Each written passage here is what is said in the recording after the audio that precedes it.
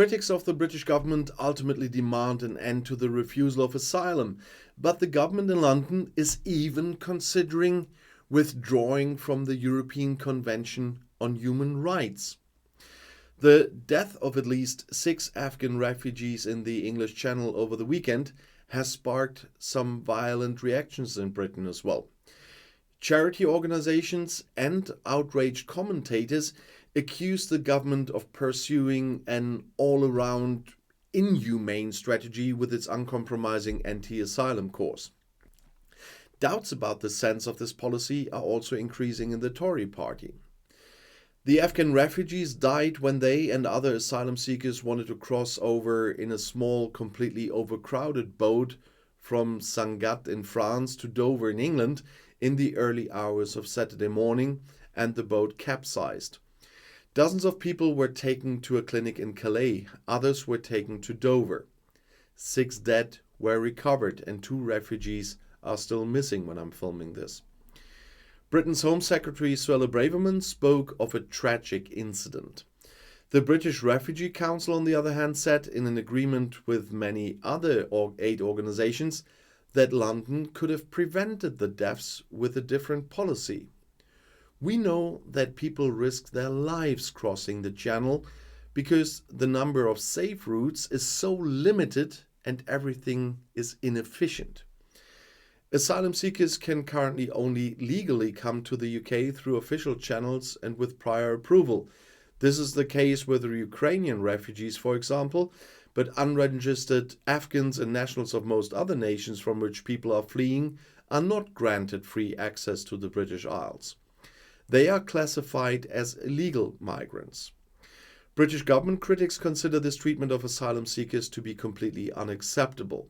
They are demanding not only that their country be more receptive, but also the ability to have British officials examine asylum applications in France so that accepted applicants can travel safely to England rather than in unseaworthy boats across the Channel.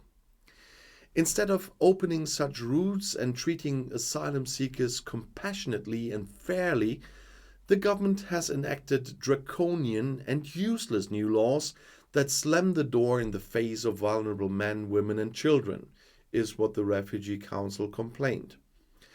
Since the end of June, people who enter the country illegally are no longer entitled to apply for asylum after they have arrived in England. They have all lost their right to asylum, are being held indefinitely and, according to the law, are to be deported to countries like Rwanda in Africa as soon as the courts allow it. At the moment, the deportation to Rwanda has been stopped by the Supreme Court of Appeals with reference to the European Convention on Human Rights. Should the government be denied such extradition this fall by the Supreme Court in the last instance, government circles are already considering withdrawing from the Human Rights Convention, even though Great Britain was a co-founder of it and an initiator. Immigration Secretary Robert Jenrick said last week it could be whatever they would do whatever is necessary to enforce the government's plans and deter migrants from crossing the Channel. On the other hand, moderate Tories like former Justice Minister and ex-Deputy Prime Minister David Lidington are making it clear that if London revoked the Convention on Human Rights, there would be a very real risk that they would be reputed to be the ugly party. Conservative voters also want to be sure that a Conservative Party is honouring treaties and standing up for human rights at a time when human rights are being attacked around the world, is what Lidington says.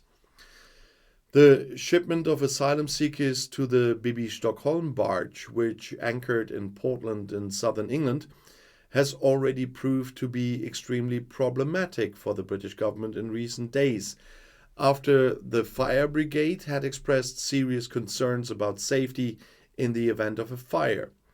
In addition, it became known that Legionella bacteria, which can lead to Legionnaire's disease, has been found in the water supply of the barge.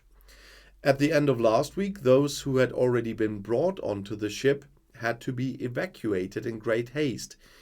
And meanwhile, the flow of canal boats does not stop. And there is a growing consensus in the Tory camp that Prime Minister Rishi Sunak is failing to keep his solemn pledge to stop the boats.